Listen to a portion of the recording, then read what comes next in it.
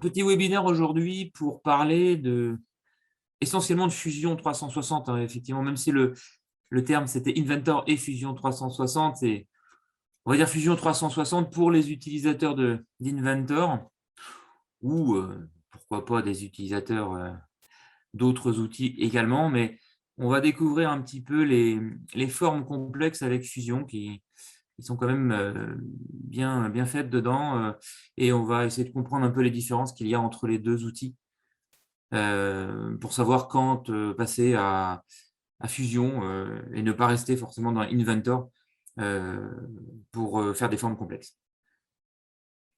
Alors, on va démarrer. Hop.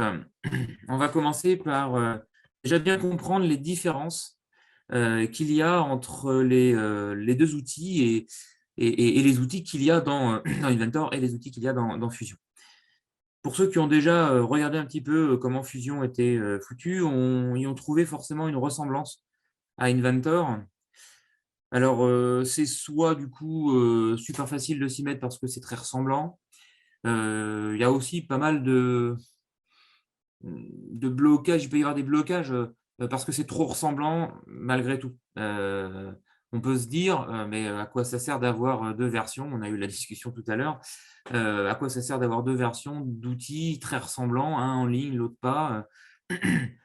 Alors, je pense qu'il ne faut pas voir les deux outils comme étant des doublons, mais plutôt des outils complémentaires. Beaucoup des fonctionnalités qu'il y a dans Inventor sont quand même issues de Fusion. Je pense par exemple au carrousel que vous avez dans Inventor quand vous faites un clic droit avec le menu en étoile. Eh bien ça vient de Fusion. Fusion a au début été un peu une vitrine technologique dans le cloud, c'est toujours été le même concept. Et ça montrait un petit peu ce qu'il allait y avoir dans Inventor de manière cachée en fait, parce que les gens pouvaient tester et puis si ça marchait bien, ils décidaient ou pas d'intégrer les fonctionnalités. Alors, voilà, donc ça peut être aussi déroutant parce que quand c'est trop ressemblant, on essaye d'avoir les mêmes réflexes de travail et il y a quand même des grosses différences, malgré tout. Mais il faut creuser un petit peu pour les comprendre, ces différences. Alors, je ne parlerai pas du tout de la partie mécanique, je ne parlerai pas de tous les modules, il y en a énormément dans Fusion, c'est très très complet, on peut aller jusqu'à la fabrication, hein.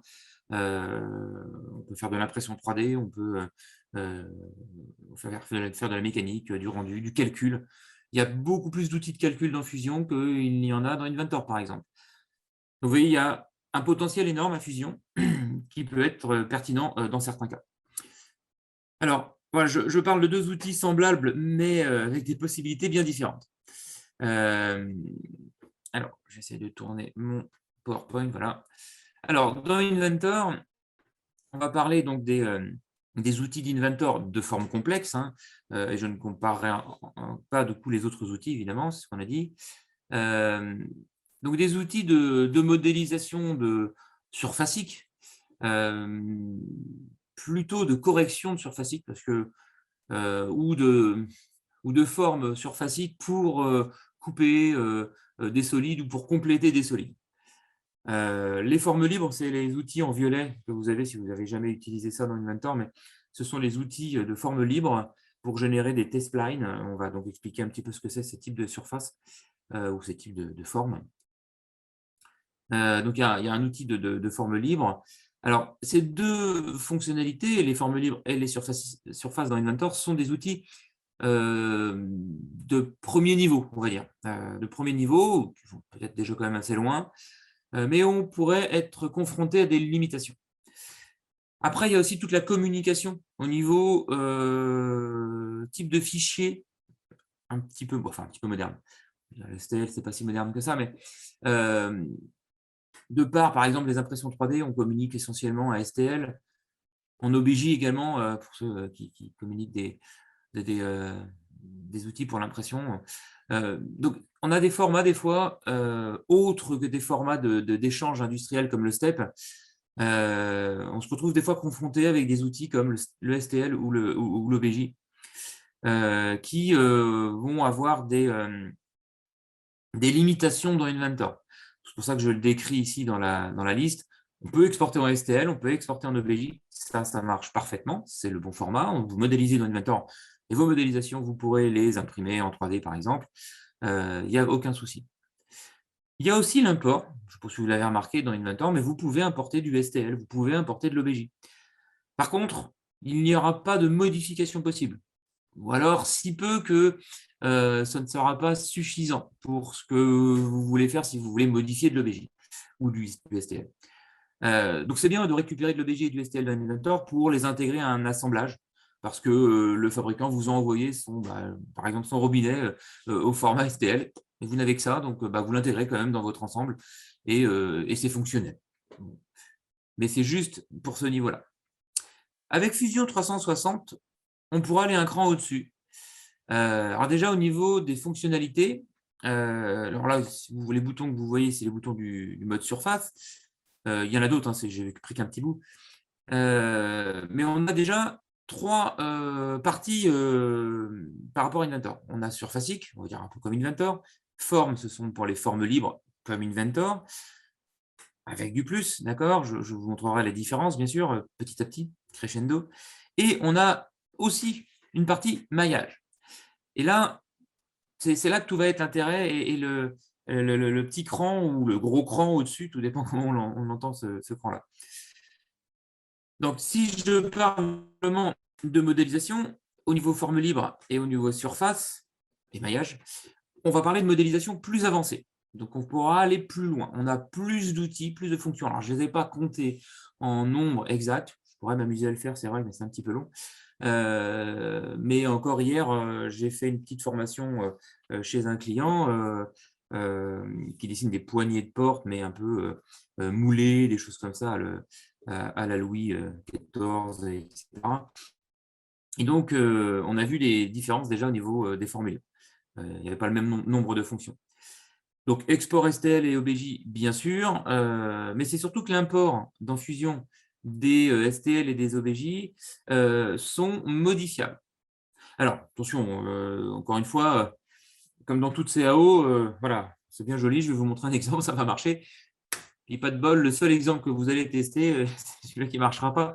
Il y a des exceptions dans ce type de forme qu'il faut à chaque fois, pratiquement, c'est du cas par cas. Le nombre de facettes peut vachement être important lors de la conversion. Il y a une limitation quand même au niveau du nombre de facettes. Mais bon, dès qu'on est un petit peu dans la partie industrie, je pense que les formes que vous récupérerez ne seront pas si complexes que ça.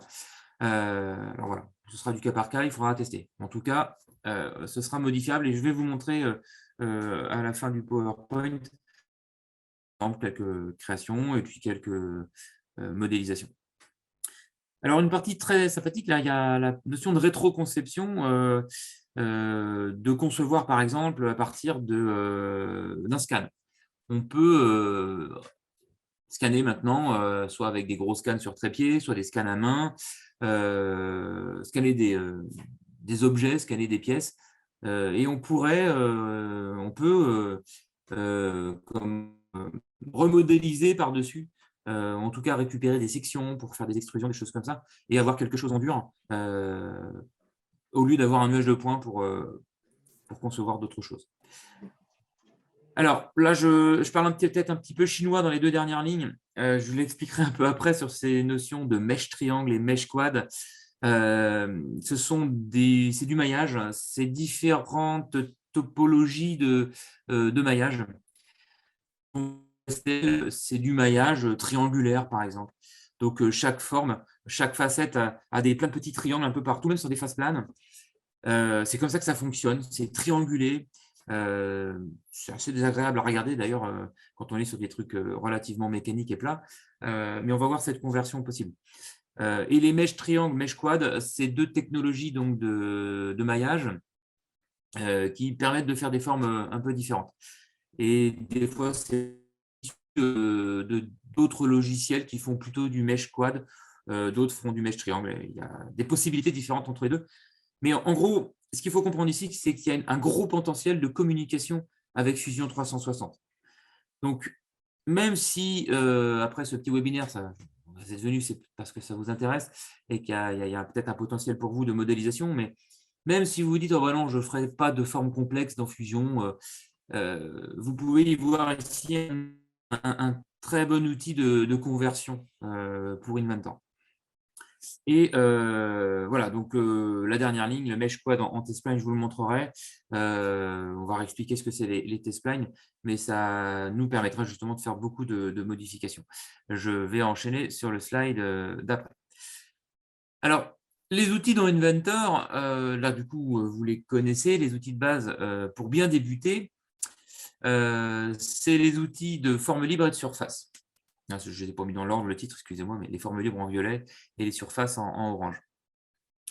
La barre d'outils, quand on est dedans, dans le surfacique et dans l'élément de construction, parce que vous voyez ici un onglet construction, qui n'est pas forcément l'onglet surfacique dans Inventor, mais c'est un des onglets qui démarre tout seul quand on est en phase de correction de surfacique.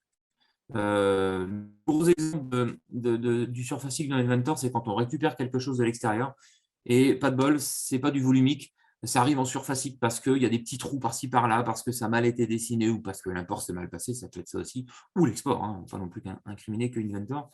Le surfacique en niveau communication, ça a toujours été un petit peu cracra, avec des petits trous par-ci par-là.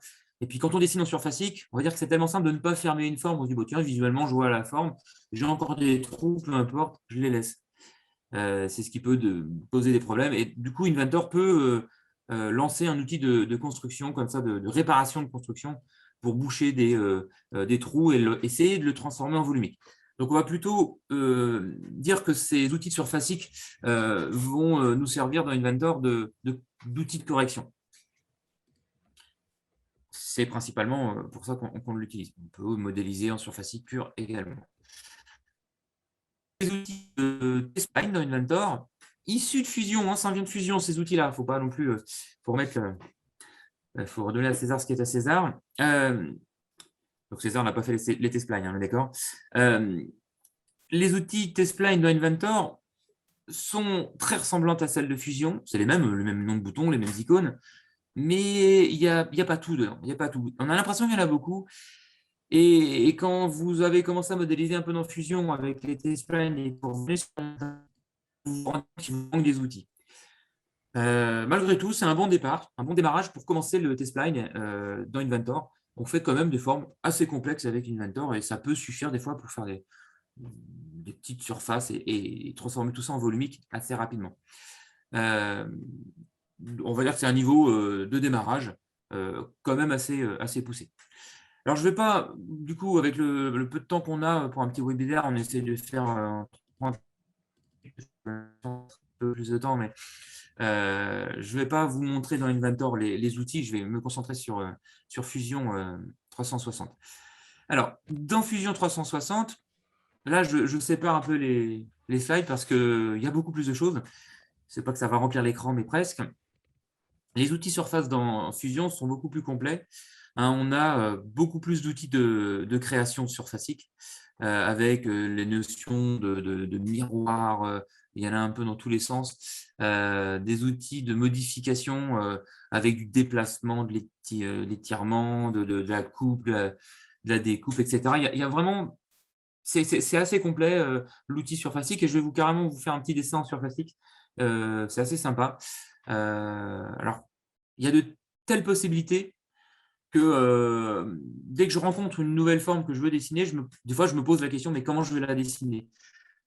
C'est vrai que ça demande pas mal de pratique, hein, le surfacique, c'est des modules assez avancés hein, au niveau possibilités, donc il faut malgré tout beaucoup travailler dessus pour avoir de la dextérité dessus. Alors, les formes libres dans Fusion, voilà, on a un menu qui ressemble à Inventor un petit peu, mais avec des icônes un peu plus en déroulant. Donc, on a plein d'outils de création, de modification. Mais ce qu'on n'a pas moins dans Inventor, c'est tout outil de conversion. Et ça, c'est cette partie-là aussi de communication et de transformation qui va être importante à voir dans Fusion. Et des outils de symétrie également qu'on n'a pas forcément dans Inventor. Donc, dans les outils de modification, voilà, il y en a un bon paquet. Et on a l'impression qu'on a les mêmes dans Inventor, mais il y en a peut-être 4 ou 5 manquant dans Inventor, ne serait-ce que dans la modification, et rien que ça, c'est des choses qui sont hyper importantes. Après, pas du tout dans Inventor, c'est tous ces outils de modification de maillage. Alors là, le premier slide que je vous montre, je vous parle de conversion d'historique, mais c'est pour activer l'onglet maillage. Et il y a une mise à jour il n'y a pas plus tard que quelques jours qui fait que maintenant, on n'a plus forcément besoin d'activer cette historique de conception, enfin de désactiver cette historique de conception dans Fusion pour avoir la partie maillage. Bon. Fusion est un outil en ligne, donc il va y avoir des mises à jour qui se font, et puis vous redémarrez le lendemain votre outil, eh bien, vous allez trouver de nouveaux boutons. Ça, c'est ça qui est assez sympathique. Donc, des outils de maillage avec des outils de conversion, de nettoyage, et ça, c'est une des grandes forces donc, de Fusion également. Donc, pour toutes ces raisons, voilà, des conversions, maillage vers BIREP. BIREP, c'est on va dire, de la forme type paramétrique, donc du volumique et de la surface qu'on a dans Inventor. Donc, si vous voulez convertir des choses pour Inventor, voilà, il y aura ce type de conversion qu'il faudra faire. Voilà, conversion maillage vers solide. J'ai un peu synthétisé la chose, mais ça peut être vers de la surface également. Là, c'est un petit exemple d'une pièce que j'ai modélisée d'ailleurs, mais bon, on va dire que c'est une pièce en STL qu'on récupère, on pourra la reconvertir en volumique avec des faces un peu plus propres et très. Ça sera partie de ma petite démonstration. Je passe tout mon petit slide et on va passer sur Fusion après en démonstration. Ce sera plus simple, mais je préfère vous donner une vision globale de ce que je vais vous montrer et surtout du vocabulaire parce qu'il y a plein de nouveaux noms peut-être pour vous de formes. Alors, même pour moi, hein, j'ai fait pas mal de petites recherches, mais des termes de solides comme le mesh quad et tout, il y a des petites subtilités qu'il faudra bien comprendre. Donc, alors, les solides, c'est ce que vous connaissez, c'est ce que vous faites dans Inventor tous les jours. Les surfaces, ça, c'est ce qu'on va dessiner tout à l'heure. Alors, c'est sur Fusion, hein, mais bon, c'est pareil sur Inventor, on a du surfacique, c'est une peau fine, quoi. Les formes libres hein, qui nous permettent de faire des formes gauches comme le petit dessin ici avec une rosace. Alors voilà, les mèches triangles, c'est des triangulations. Alors je ne sais pas si vous le voyez bien sur les petites images, mais on a vraiment plein de petites facettes qui ne sont que des triangles. Alors là aussi, on a plutôt l'impression d'avoir des petits points, mais ce sont bien des petits triangles. Donc on appelle ça du maillage, mais c'est du maillage triangulaire. Donc mèche triangle, bon, voilà, il y a différents vocabulaires. Et le mesh quad, on peut avoir l'impression au premier abord que c'est la même chose, mais là, les maillages sont à 4 facettes. Même celles qui paraissent être en triangle, il y a en fait sur la base du bas, en bas, il y a 2 petites arêtes. Donc c'est des 4 faces, ça permet de la modélisation, une modélisation différente et une conversion possible du coup vers les T-splines. Alors, on parle de formes complexes, on parle de communication, d'outils de conversion pour Inventor. Eh bien, adossé à Fusion, ou en plus de Fusion, on pourrait rajouter des petits outils complémentaires. Alors, que vous avez en partie, que ce sont des outils gratuits Autodesk, ou même autres qu'Autodesk, les petits outils pour de la modélisation. Je vais vous en lister quelques-uns. J'ai fait un petit medley d'outils intéressants, pas lourds du tout à installer. Ça peut valoir le coup quand vous avez des problématiques de conversion de formes de type maillage. Donc les outils complémentaires pour bien récupérer des formes, bon, déjà vous l'avez, ça c'est le récap photo. Des fois on l'installe, on dit bon, le récap pro, et à côté il y a le récap photo qui s'installe. Sauf si à l'installation vous avez décidé de ne pas mettre le récap photo. Mais cet outil anodin qui traîne sur votre bureau vous permet d'ouvrir du STL et de l'OBJ. Ça peut servir juste de viewer pour voir les fichiers déjà, comment ils sont.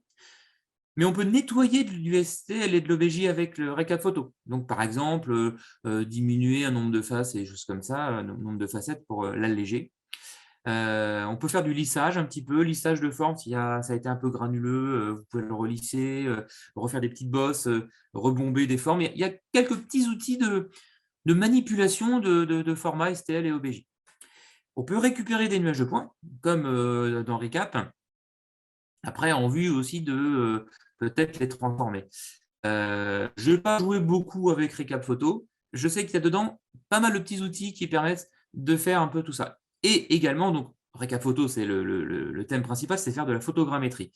C'est-à-dire de prendre des photos avec, par exemple, ton téléphone, ou prendre des photos, peu importe, et de retransformer ces photos en nuages de points. On a vu tout à l'heure qu'on pouvait aussi réussir à transformer des nuages de points en dur, en surfacique ou après en volumique si on arrive à fermer les contours. Donc, ça peut être intéressant d'aller creuser un peu dans l'outil Recap Photo. Mesh Mixer, qui est un outil Autodesk, alors, vous ne l'avez pas par défaut, hein, c'est plutôt pour accoupler à 3D Studio Max aux créateurs de jeux vidéo, de dessins animés, etc., ou de trucage de films, pour dessiner des monstres, des trucs comme ça. Mais malgré tout, Mesh Mixer est aussi un slicer pour l'impression 3D. Par contre, il a des outils aussi de retouche STL et OBJ qui sont sympathiques et ils vont un peu plus loin au niveau de la forme, des formes sculptées, des gravures. On peut coller sur une forme qui était simplement plane des images avec, ça fait du bossage en forme de fleurs, en forme de triangle, en forme de… Voilà, on peut s'amuser à faire des trucs assez sympathiques. Faut-il en avoir le besoin, évidemment. Inkscape, pas du tout Autodesk. J'ai trouvé ce petit outil, il y en a plein d'autres qui font à peu près la même chose, mais j'ai essayé de trouver cet outil assez sympa et bien foutu qui permet de faire de la transformation d'images au format SVG. Alors, SVG, parce que justement, Fusion peut récupérer du SVG et pas Inventor. Alors, c'est peut-être encore du terme complètement chinois pour vous, mais même dans la métallerie, j'ai des clients qui ont eu des envies de perforer des tôles avec des formes en fleurs, en feuilles d'arbres. Et puis, ils se voyaient à chaque fois obligés de redessiner, alors ils mettaient une image en fond d'écran, mais de redessiner le contour de la feuille, etc. Eh bien, cet outil Inkscape est assez sympathique parce qu'il convertit les images en vectoriel, en gros, et c'est récupérable dans Fusion 360. On peut en faire des extrusions après, ou dans ce cas-là, aussi exporter les esquisses dans Inventor. Ça, c'est un mode assez sympa également. Voilà, donc ça, c'est un menu de Fusion, hein, ce n'est pas un menu de Inkscape. Je vous montre simplement qu'on peut récupérer le format SVG. Je ne vous montrerai pas dans la démo, ça durerait trop longtemps. Et un dernier petit outil complémentaire, c'est Instant Mesh, qui lui permet de transformer du maillage triangulaire en maillage quadrilatère. Ces deux maillages, cette transformation de maillage est importante quand on veut faire une conversion après en test-spline. Et ça, je vais vous le montrer. Pas Instant Mesh, mais la conversion en test-spline. Donc, je suis la démonstration. Voilà, on va commencer. Enfin, j'ai traîné un petit peu plus que d'habitude. Alors, mon Fusion 360 est ici. Alors, voilà l'environnement un petit peu de Fusion 360 avec, donc c'est un environnement cloud. Hein. Vous pouvez quand même prendre des choses du local, enregistrer en local, il n'y a pas de souci. Par contre, vous avez un espace de travail qui est dans le cloud. C'est une sorte de gestion de données dans le cloud, hein, parce que vous allez avoir des versions qui vont se générer automatiquement dedans et vous pourrez revenir aussi sur d'anciennes versions. Donc, c'est assez sympa pour ça. Je ne vais pas vous réexpliquer tout ça forcément. On va assez vite passer sur la modélisation surfacique, mais je vous présente un petit peu tous les menus. Vous avez en mode solide, voilà, donc c'est ce qu'on connaît dans Inventor, en mode surface et donc tous les outils surfaciques qui peuvent y exister. Donc on va les utiliser. Et le fameux mode maillage qui est assez complet avec pas mal d'outils de disponibles et des outils de conversion aussi également. Donc, nous, on va dessiner déjà une petite forme. Je l'ai montré dans le PowerPoint assez rapidement pour montrer un peu l'idée de conception dans Fusion 360. Alors, il y a une partie super intéressante dans Fusion, c'est cette histoire de Canva, c'est-à-dire de mettre en arrière-plan une image. Vous avez pris une photo, puis vous voulez reproduire un objet que vous avez vu, vous n'avez pas réussi à avoir la 3D, et où vous avez fait du croquis à la main. Donc, c'est très sympathique pour modéliser. Hein, donc, j'ai fait un petit croquis sur ma tablette d'une forme. Alors, je me suis inspiré d'une vidéo d'Autodesk, mais Vous le retrouverez sûrement, cette modélisation, mais en anglais, sur YouTube. Donc, je place l'image en fait sur un plan, donc une image que j'ai, un croquis que j'ai fait à la mano, soit sur le papier, j'ai pris une photo, soit sur une tablette graphique. Alors, première chose, c'est déjà de dimensionner cette image à la taille de l'objet que vous voulez avoir. Eh bien, c'est vraiment un outil spécifique pour ça, c'est-à-dire qu'à tout moment, vous pouvez calibrer la taille de l'objet, dire voilà, de là à là, ça doit faire à peu près 200. Hein, donc, on a directement un dimensionnement possible de l'image. La précision, c'est le clic que l'on y fait, mais voilà. Cette image, d'ailleurs, peut être aussi plus ou moins transparente, hein. On va pouvoir agir dessus pour qu'elle soit très marquée ou peu. Alors, il faut toujours lui donner un petit peu de transparence, parce que vous allez voir, ça va se mettre en superposition à la modélisation, ce qui fait qu'on verra toujours l'image derrière pour travailler. Et ça, c'est un mode qui est super chouette. Alors, je vais commencer par dessiner de la forme complexe et je vais finir en surfacique. C'est-à-dire qu'on va mixer un peu les modes de travail dans Fusion. On va partir avec… Oh pardon, j'ai peut-être déplacé d'abord l'image. Alors, c'est pareil, dans Fusion, on déplace tout. Il y a un truc qui a été dessiné à un endroit, finalement, je ne veux pas cet endroit, je le mets plus loin, plus haut, il n'y a aucun problème. C'est-à-dire que c'est cette souplesse que n'a peut-être pas autant Inventor, c'est de se dire, bah, finalement, je redéplace mon esquisse, je la mets plus haut, mon modèle que j'ai fait là, je le tourne, je le tords, je le mets ailleurs. Ça, ça fait partie des atouts, je trouve, de Fusion. Je ne sais plus ce que je voulais faire. Voilà. On va commencer par modéliser une petite forme cylindrique de forme libre. On va la dimensionner à peu près comme ceci. Donc, vous voyez qu'en transparence, je suis avec mon modèle, mais je vois derrière les traits de mon croquis. C'est là où vous ajustez plus ou moins le marquage de la transparence. Je pense que je vais y mettre 6 facettes. Alors, vous choisissez le nombre de facettes que vous voulez. Et moi, je vais y mettre une symétrie sur le plan d'esquisse sur lequel je suis. Ce qui fait que si je modélise quelque chose ou si je modifie quelque chose sur ce côté-là, ça se modifiera derrière également. Alors, toutes les bases de Fusion et toutes les bases du T-spline, donc de la forme libre, comme dans Inventor un peu, sont basées sur de la sélection de facettes, d'arêtes ou de points, et ensuite de manipulation. Après, par des outils de sélection, je peux sélectionner toute une arête, tout un lot d'arêtes d'un coup. Je vais vous remettre en vue ISO. Vous voyez, je fais un double clic ici, par exemple, je prends la totalité des arêtes courbes ici. Double clic ici, je prends l'arrête ici. Et on voit en miroir que ça va agir sur l'autre derrière. Donc moi, je veux agir sur ces arêtes-là. Et donc, je les sélectionne et je vais les manipuler donc avec une sorte de petit trièdre qui permet de faire de la rotation, du déplacement, de l'étirement sur les deux axes ou pas. Là, je vais simplement retourner ma forme pour l'adapter à peu près à l'inclinaison que je voulais en haut ici, avec pourquoi pas un petit étirement, je peux le recaler un peu en déplacement, etc. Donc, je vais faire comme ça des petites rotations de mes facettes, essayer d'ajuster la forme ici. Donc, je vais y aller progressivement. Hop, bon, j'ai peut-être mis un peu trop de facettes, mais on va ajuster ça. Alors, je peux y mettre des valeurs de déplacement, hein, c'est-à-dire que là, je fais plutôt visuel parce que j'essaye de m'appuyer sur ce que je vois derrière, mais à tout moment, vous pouvez taper une valeur précise si vous le souhaitez. Là, je vais grossir un petit peu, voilà. Hop.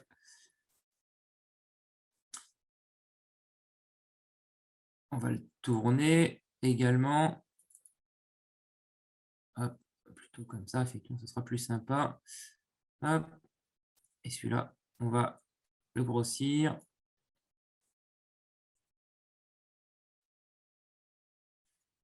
Voilà, je n'ai pas réussi à en faire le truc joli comme je voulais. Hop. C'est pas trop mal.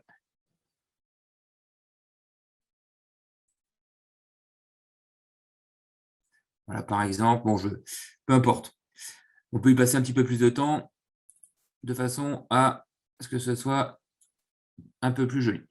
Donc en fait, cette forme libre, là, vous les manipulez comme ça en étirant les éléments et ce que j'ai bougé donne une forme courbe à l'objet.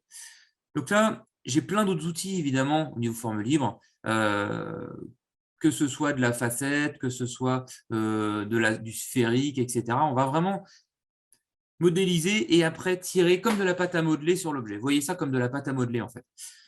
Et vous pouvez creuser, tirer, pousser, agrandir et, des formes. Et c'est vraiment fantastique ce qu'on peut faire avec ce genre de forme. Alors, je vais terminer le modèle forme libre. Ça transforme l'objet. Si j'étais avec un objet fermé, ça ferait du volumique. Là, étant donné que je suis encore ouvert en haut et en bas, les corps qui sont générés sont des corps surfaciques. Ces corps-là, je peux utiliser des outils de solide pour scinder des corps par rapport à des plans, par rapport à des plans d'esquisse. Voilà, ça me permet de couper mon modèle et j'ai maintenant 2 morceaux.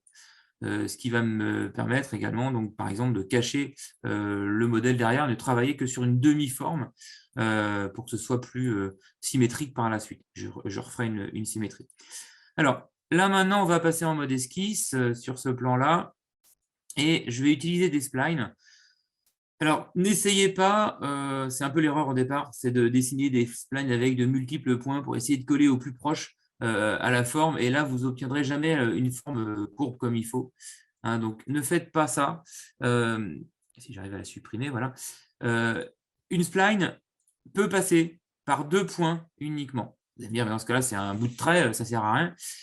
En fait, cette spline, elle est manipulable. C'est-à-dire que si je veux juste une courbure particulière, je peux agir sur les points de tangence de début et de fin. Hein, je clique sur les points et je peux manipuler la torsion et également son accélération. Je vais me mettre plus comme ça. Vous voyez, s'il y a une grande accélération au niveau de l'arrivée, il y a une grosse tangence très plane. Si le trait est plus petit, ça se ferme beaucoup plus de manière plus pointue. Donc, on va comme ça vraiment ajuster au mieux à la forme de mon coup de crayon que j'avais mis, d'accord, que j'avais mis derrière. Donc, on y voit quand même ici un truc relativement proche de ce que je souhaite. Je vais faire la même chose ici. Par contre, là, je vais mettre quand même 3 points. Parce qu'avec 3 points, on va faire quelque chose de très proche. Et je finalise un petit peu la courbure, voilà, comme ceci. Alors, sur ce point-là également, hein, on va le rétrécir un petit peu. Voilà. Bon, allez, je vais le laisser comme ça, je le trouve pas mal. Alors, on pourrait faire du décalage. Je pourrais décider de décaler ce trait-là, par exemple, bah, tiens, à -3, parce qu'il va y avoir une petite rainure qui va se faire ici. Et puis je refais une autre spline. Je ne vais pas le décaler, celle-ci, parce que je veux une forme un peu différente. Enfin, je veux vraiment coller au plus proche par rapport au crayon. Donc, vous voyez, c'est vraiment là, c'est du design. Hein, donc, on peut faire du design ou de la forme plus précise après au niveau surfacique pure. Mais voilà. Donc là, je dessine des splines. Je peux les coter, je peux les positionner si je veux. Là, je vais laisser ça libre comme ceci. Alors, on peut toujours utiliser plein d'outils, même si ce n'est pas en rapport avec, là je suis en surfacique, je continue à utiliser des outils solides. Par exemple, je peux scinder un corps. Un corps, c'est une manière soit du volumique, soit de la surface. Et donc, je peux prendre un outil, une ligne par exemple, et couper le solide en 2 morceaux. Vous voyez. Donc, les esquisses se cachent dès qu'on les utilise. Je peux les remontrer par un petit œil ici sur le côté. Donc, je vais à nouveau couper ce solide-là, ici, par exemple. J'ai modélisé comme ça des formes par couple. Je vais passer maintenant sur la partie surfacique. Je vais utiliser d'autres outils, par exemple d'ajustement. Donc là, on demande d'abord l'outil de découpe. Alors, je vais me mettre plutôt vue de dessus, on verra mieux. Je prends cette ligne-là pour supprimer carrément, parce que je veux me débarrasser de ce morceau-là, l'élément. Donc là, je vais accélérer un petit peu. Voilà, hop, hop. Je vais enlever ça également. Et on commence à s'approcher de la forme. On voit par projection que j'ai encore d'autres formes à faire et que cette surface-là devrait être plus à l'intérieur par une sorte de décalage. Ce que je vais faire donc ici en décalant ma forme par un simple cliquer et glisser. Vous voyez, on voit derrière la forme. Ouais, j'étais un peu trop loin, du coup, il me met en erreur. Excusez-moi, je vais faire échappe. Allez, annule-moi cette modélisation. Il ne faut pas aller trop loin, il n'arrive pas à me modéliser le truc sinon. Il essaie de calculer, mais. Alors, moi, je vais me positionner à peu près par là. Vous voyez, la courbure de mon trait était à peu près ici. Je me dis, c'est bien. Moins 11, quelque chose. Je peux mettre moins 11 ou moins 12. Hein. On peut faire ce décalage précis. Cette surface-là, bah, du coup, je ne veux plus la voir. Je la fais disparaître et on a la forme à l'intérieur. Alors, plusieurs méthodes, je pourrais raccorder les deux arêtes ensemble. Je peux aussi, alors je vais plutôt prolonger cette face-là de façon à ce qu'elle dépasse complètement le bord. Vous allez voir ce que je vais faire ensuite. Je vais modéliser des formes spécifiques à balayer. Alors, cette esquisse, j'en ai plus besoin, je la masque. Je vais refaire une nouvelle esquisse sur la face ici et je vais avoir besoin de projeter les points qui sont ici. Pour m'accrocher dessus, je fais OK, des outils de projection un peu comme Inventor, il y a des subtilités bien sûr, mais bon. Alors, on va dessiner un petit arc ici, par exemple, avec une forme comme ça, pourquoi pas. Je vais quand même le côté.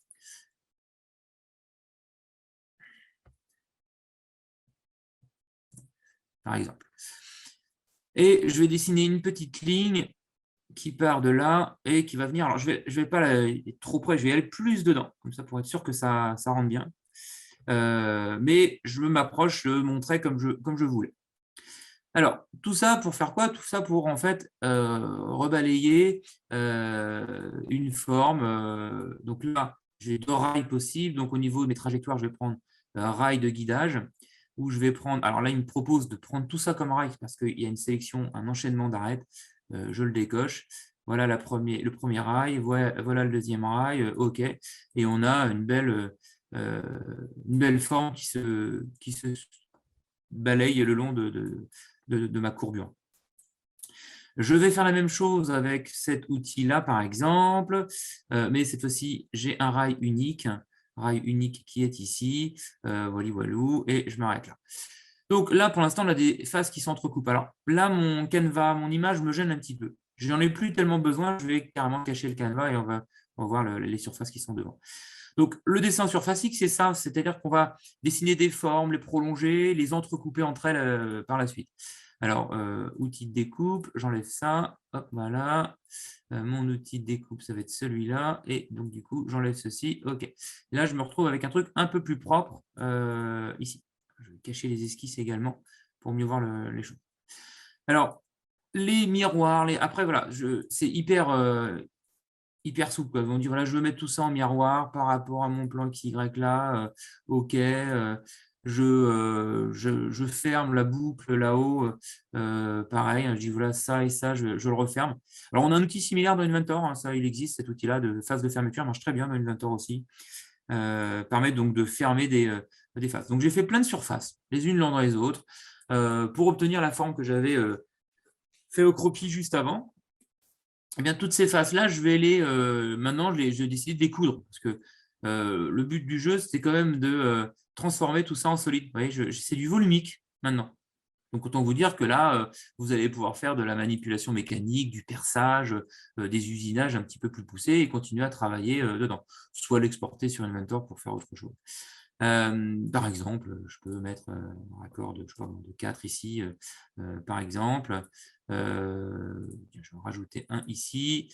Voilà, 2, un peu plus, 4 aussi.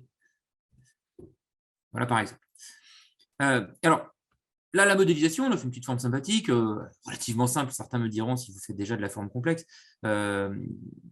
Quand ça devient de la forme très complexe, on met du temps quand même à le dessiner. Donc, je veux le temps qui mais voilà, un petit exemple de modélisation surfacique. Alors, il y a des outils de rendu qui sont super dans Fusion également au niveau visuel. Très rapidement, alors j'espère qu'au niveau connexion, ça ne va pas nous chanter trop le truc, mais très rapidement, on peut avoir, je vais aller dans mes favoris, ça ira plus vite. Je mets une sorte de matériau micro-billet, oui, au niveau de la finition, c'est très chouette. Et si vous voulez appliquer des finitions sur juste une face, eh bien, vous pouvez faire une sélection de face avant et obtenir un truc fort sympa. Là, je ne suis pas encore en mode rendu, c'est juste le mode prêt pour le rendu et après, je lance le rendu, le calcul et ça fait des formes, des trucs super chouettes et ça pourrait faire le sujet d'un autre webinaire seul. OK, ça, c'était pour la forme plutôt surfacique. Je vais fermer ça. Je vais maintenant vous montrer comment récupérer du STL. Dans Fusion, on va pouvoir ouvrir Là, je vais ouvrir un fichier sur mon ordinateur et c'est du fichier STL. Voilà. OK, fichier ouvrir, c'est instantané. C'est un petit truc, mais une modélisation que j'ai trouvée, alors ceux qui reconnaîtront les grips, c'est les grips de GoPro. J'avais bricolé ça pour mettre ça sur mes supports d'appareils photo. Ça se met dans ce sens-là. Bon, bref, c'est pour la petite histoire de la pièce. Imaginons, on récupère ces pièces en STL, ce qui est le cas ici. Eh bien, je me retrouve avec cette fois-ci du maillage. Le maillage ici, finalement, c'est pas simple. Je peux pas creuser dedans. Et dans Inventor, encore une fois, je vous disais, je peux pas le modifier. Tout de suite ici, ce qui va être super sympa, ça va être de le transformer en volumique. Donc, dans les outils de modification là-haut, on a des outils sympas du type, je vais convertir le maillage en volumique. Donc, je sélectionne simplement l'élément et je fais OK. Et je me retrouve avec du volumique. On est bien encore volumique. Alors, malheureusement, on se retrouve encore avec cette histoire de facettes. Il a conservé comme une scission sur les faces, bien une face vraiment plane. Eh bien, c'est pas grave, Fusion ici est capable, là je fais juste un petit supprime au clavier, et je nettoie en fait les faces qui sont triangulaires pour que ça devienne de vraies facettes. Donc oui, c'est super performant, je trouve, au niveau action. Enfin, l'objet qui était un peu cracra avec ses facettes triangulaires devient d'un coup plus propre. Voilà. Alors, j'ai peut-être été trop loin dans ma suppression. Je suis en train de bloquer. Non, c'est bon, voilà. J'ai essayé de supprimer ma facette ici. Il n'a pas voulu, forcément. Etc., etc. Donc, on va comme ça nettoyer l'objet. Et ce qui peut être super sympa aussi là-dedans, c'est qu'on peut se dire, tiens, bah oui, mais moi, cette forme-là, je ne la veux pas. Je veux récupérer la pièce, mais je ne la veux pas. Eh bien, je peux la supprimer. Donc, il y a de bonnes capacités de nettoyage et de transformation d'objets qui n'étaient pas finalement modifiables dans Inventor. Je crois que je l'ai à peu près nettoyé. Non, il me manque encore des faces ici, mais voilà un petit peu le type de nettoyage qu'on peut faire. Et pour preuve que c'est bien du volumique maintenant, moi je peux dessiner dessus des esquisses, m'accrocher dessus pour modéliser des formes, et puis usiner, creuser dedans, etc. Donc on se retrouve avec voilà, de la modélisation virée volumique classique. Je fais des trous dedans, etc. Voilà ce que je voulais faire de mon modèle. Donc, on récupère des choses qui étaient immodifiables et finalement, là, on aurait quand même réussi à faire des petites modifs. Alors, ça demande un petit peu une connaissance de tous ces outils, effectivement, mais voilà, il y a quand même quelque chose de sympa là-dessus. Je voulais vous montrer un petit peu les quad mesh également au niveau récupération, c'est sympa. Juste un petit résumé sur les T-splines pour que vous compreniez bien. Mais les T-splines, c'est quoi? C'est des formes en T et on peut dessiner, tiens, je vous fais un petit truc rapide, des formes voilà, comme ceci. Voilà, donc ça c'est du T-spline, mais on a nos facettes qu'on dessine. On pourrait suivre une image en fond de vue de dessus, on pourrait essayer de suivre une courbure, une image, et obtenir tout de suite des T-splines. Et vous voyez qu'il y a une notion de courbure qui se fait instantanément, et on peut après, par manipulation de ces points-là, vraiment obtenir des formes vraiment différentes, quoi. Donc ça, c'est quand même assez chouette au niveau manipulation de se dire, voilà, faire du capot de voiture, etc., des LED de ventilation un peu plus courbées, etc. Donc, le T-spline, c'est ça, c'est des formes comme ça. Donc, quand on récupère du maillage, il y a des fois, je vais faire comme ça, c'était le lion ici, je vais directement l'ouvrir, ce sera plus simple. Il y a des fois alors, ce que je viens de vous montrer, c'est pas du T-spline, c'est du quad mesh. Donc, c'est du maillage. On voit ici le corps est en maillage. Il y a une petite information, il nous dit attention, là, le maillage, il est ouvert. C'est-à-dire que derrière, voilà, il y a un trou. C'est comme un masque d'enfant qu'on pourrait se mettre sur la tête. C'est creux derrière. C'est juste une peau et le maillage n'est pas fermé. Ça veut dire qu'ici, je ne pourrais même pas en faire du volumique, puisque l'élément est fermé. Alors, le fait qu'ils nous disent attention, c'est pas fermé, il y a déjà des outils de correction. Je ne suis même pas obligé d'aller dans maillage ici pour le faire. Je clique ici et il me propose de fermer le truc. Alors, je vais revenir en arrière parce que je n'ai pas besoin de le faire, mais je pourrais faire OK et instantanément, il est capable de mailler le truc en arrière. Et donc là, du coup, je peux imprimer ça en 3D, il n'y a pas de souci. Donc, je reviens juste en arrière, je ne vais pas tout de suite le fermer, le truc arrière. Moi, ce que je veux, c'est transformer ces maillages, parce que je veux modifier le museau, par exemple, du lion. Je le trouve trop court ou plat, enfin bon, bref, je veux transformer ça, j'ai la possibilité, je veux le transformer en test-spline, en forme modifiable. On a des outils de conversion, voilà, de maillage. Donc, c'est du maillage quadrilatéral, il s'appelle ça comme ça, pas quadrilatère, quadrilatéral, vers du T-spline. Le maillage triangulaire n'est pas convertible vers du T-spline. C'est pour ça que les petits utilitaires dont je vous ai parlé tout à l'heure sont intéressants. Parce que si j'ai converti du quad, je peux faire maintenant du T-spline. Et vous voyez ce que ça va faire, sauf que je ne l'ai pas sélectionné. Voilà. OK. Hop là, transformation. Et on est maintenant en T-spline complet. On a la même forme. Mais si c'est du T-spline, ça veut dire quoi? Ça veut dire que cette modification va être vraiment très performante. Je vais pouvoir à tout moment modifier, tirer, agrandir un peu le museau. Vous voyez quelle souplesse j'ai avec du T-spline de modification d'un élément, quoi. Et bon, je pourrais creuser plus ou moins, grossir les arcades, aplatir la crinière ou au contraire la grossir, etc. Et ça, du coup, c'est un confort vraiment génial de passer d'une forme à l'autre et de transformer tous ces types d'objets les uns après les autres. J'accélère, je vois le temps qui tourne, je suis désolé, je ne pensais pas que ça prendrait autant de temps. Il y a encore des petits points sympathiques à voir. Après, c'est d'autres outils, d'autres visions de la conception. Dans Fusion 360, c'est vraiment un bon outil également pour faire de la conception sur du scan. Imaginons que vous aviez scanné un bras, etc. Vous pouvez le convertir en surface, le laisser en mèche, etc. Donc là, vous voyez, c'est du facettisé triangulaire. Et on pourrait concevoir des formes dessus, par exemple des attelles et des choses comme ça. Alors, pour faire plus vite, du coup, j'ai bien fait de faire ça pour gagner un peu de temps. Je pourrais modéliser, par exemple, dessus un tube comme je l'ai fait tout à l'heure, le déformer un petit peu pour qu'il s'adapte un peu à la forme de la main. Et ici, dans les outils de forme libre, il y a de super outils de transformation de points. Alors, je vais les sélectionner par fenêtre. Ça va être un petit peu long la transformation, mais vous allez voir ce qui va se passer. En fait, je lui dis là-dedans, prends-moi tous les points du T-spline et rapproche-les, colle-les à mon modèle qui est juste en dessous, enfin qui est au plus près. Et donc, il déplace, voilà, c'est fait, notre forme dessus. Donc ça, pour de la prothèse, c'est un super outil. On scanne un membre, une cheville.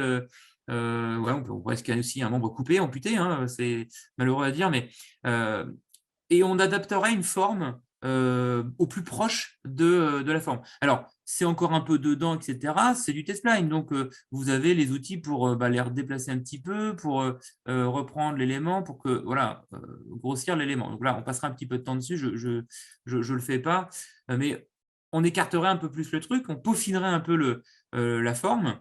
Et ça, après, on pourrait le transformer. Alors, il faut que je retrouve ma fonction. C'est de la modification. Je cherche mon décalage, mon épaissir. Voilà, c'est celui-là. Hein, et on pourrait épaissir ça de, je sais pas moi, 2 mm vers l'extérieur. On pourrait avoir les bords nets, on pourrait avoir les bords arrondis, etc. et obtenir une forme directement à mouler. Alors, je recoupe en deux après, mais on aurait un plâtre fait sur mesure avec un scan.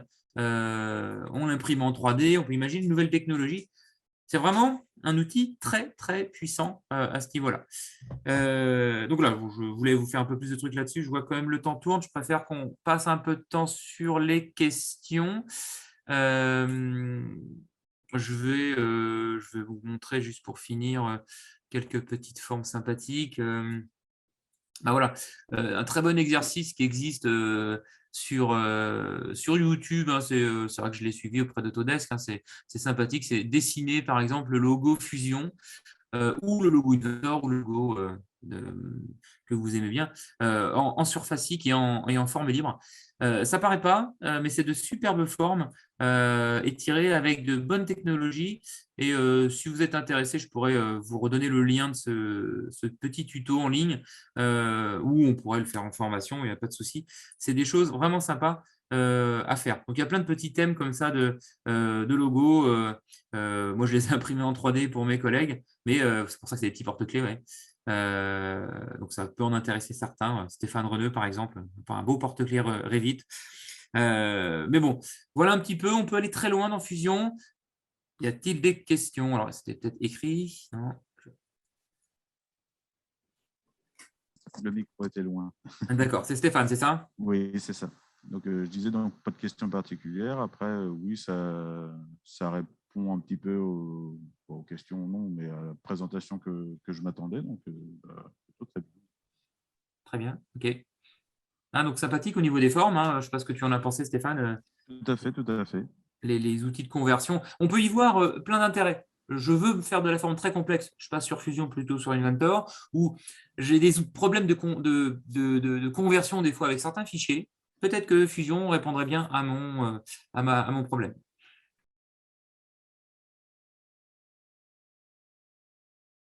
Est-ce qu'il y a une passerelle? Est-ce qu'on peut imaginer commencer une modélisation sur Inventor, passer sur Fusion, revenir sur Inventor et puis Oui. de façon assez infinie? Bien sûr, tout à fait. C'est sous forme un peu des drives, des Dropbox, etc. Vous installez une sorte de connecteur. Je ne sais pas si vous allez voir à mon écran. Alors, je vais quitter mon webinaire pour mieux le voir. Vous avez en bas ici des passerelles Autodesk Desktop Connector qui vous met sur. Alors, je suis avec un PC de formation, moi ici, mais qui vous met sur votre PC des drives, vous voyez, des drives Fusion, des drives de connexion. Et là-dedans, en fait, vous avez des dossiers. Et si vous dessinez dans Inventor que vous mettez vos espaces de travail à cet endroit-là, vous pouvez comme ça passer de l'un à l'autre. Et donc, vous commencez une conception d'Inventor, vous la renvoyez dans Fusion, vous faites des modifications dessus et vous la renvoyez vers Inventor. Je n'ai pas encore joué avec ces connexions parce que pour l'instant, alors je fais complètement autre chose, donc je suis dans Fusion.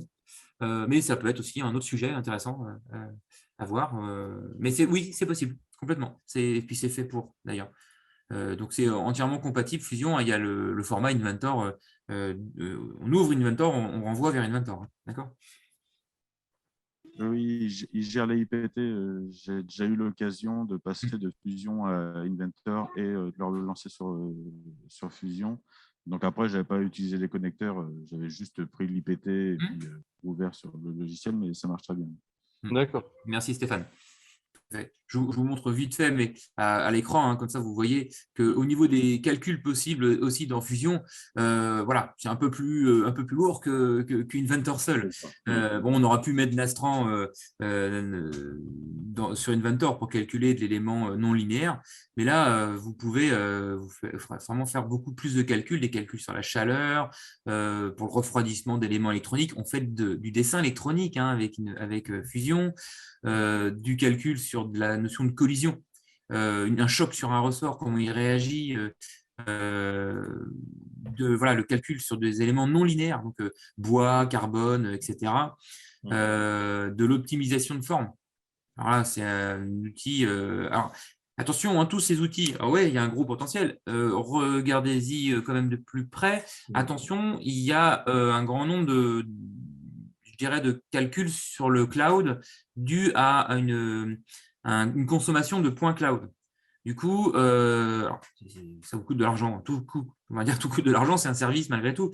Mais n'allez pas vous lancer à consommer tous vos points cloud que vous avez avec votre abonnement et puis pour tester, puis vous dire mince, j'ai plus de points cloud maintenant.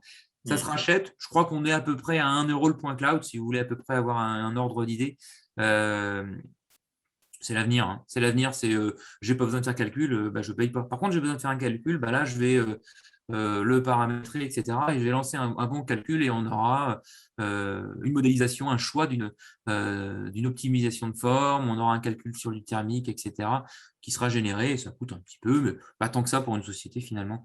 C'est ce que je vous disais un petit peu tout à l'heure, peut-être en off, je ne sais plus, qu'on va peut-être beaucoup vers de la location, je ne sais plus en anglais comment ça s'appelle, là, du j'utilise, je paye, et j'utilise pas, je paye pas, quoi.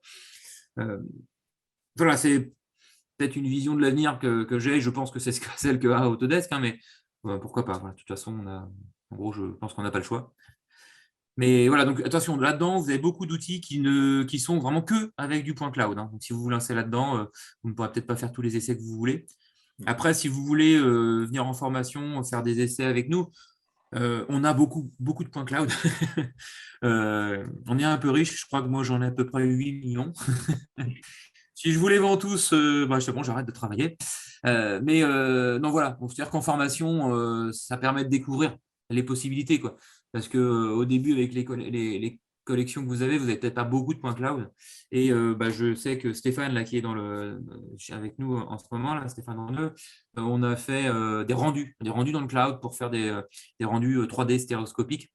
Je vais proposer d'en faire en 3D, hein, et Stéphane peut témoigner qu'on avait fait quelques petits trucs sympathiques pour les salons, entre autres, ou des essais simplement avec point cloud.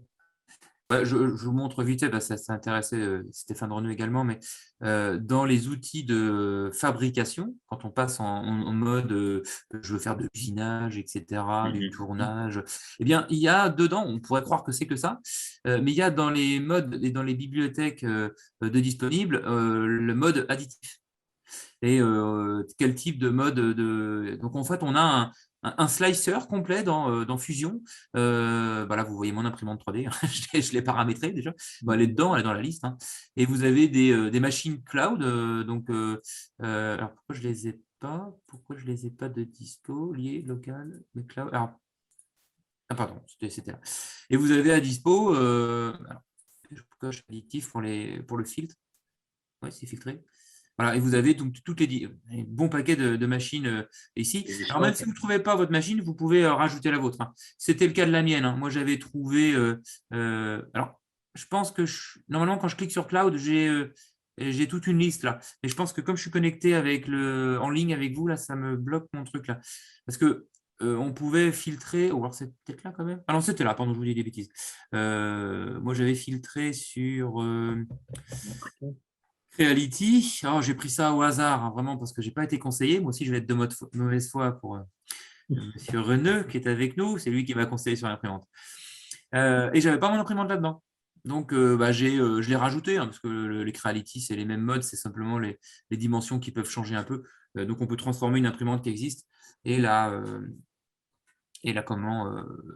régler par rapport à la vôtre. Donc, on a un mode là-dedans où on peut générer des coupes, etc. Bon, là, ça déborde un petit peu, mais c'est vraiment c'est hallucinant comment c'est complet, Fusion 360. Ce qui est dommage, c'est qu'il y a des fois, je trouve qu'il manque des choses par rapport à Inventor. Mais il y a des fois dans Inventor, je me dis, il manque des choses dans Inventor qu'il y a dans Fusion. C'est pour ça que c'est vraiment je pense qu'il faut voir les deux outils comme des outils complémentaires pour l'instant, plutôt que de se dire je ne sais pas dans lequel aller, parce que entre les deux, mon cœur balance. Voilà, c'est un peu le résumé du webinaire.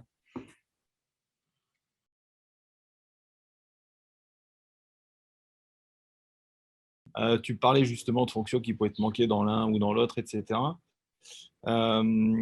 J'ai jamais trouvé encore, peut-être que ça existe, du décalage de courbe sur surface dans Fusion.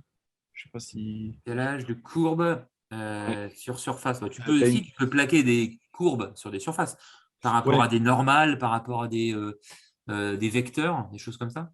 Ouais, tu sais, moi, c'est ce qui m'intéresse, par exemple, c'est de décaler une arête. Tu as une surface qui est un peu gauche, cylindrique, etc. Tu as un perçage. Tu as un cylindre avec un perçage. Ce qui m'intéresse, c'est de prendre l'arête de ce perçage et de le décaler, par exemple, de 200 mm, de 20 mm, etc. Et ça, c'est quelque chose qu'il n'y a pas sous Inventor, par exemple. Ah oui, un décalage sur toute une surface. Ouais. Faudra qu'on voit ça. Voit ça. Effectivement, toujours pareil, c'est des petits trucs. Comme je vous disais au tout début, la surface est tellement complexe que On peut faire tellement de choses qu'à un moment donné, chaque cas est un cas des fois particulier et il faut qu'on y réfléchisse. Donc, à bientôt tout le monde. Merci, Au oui. revoir.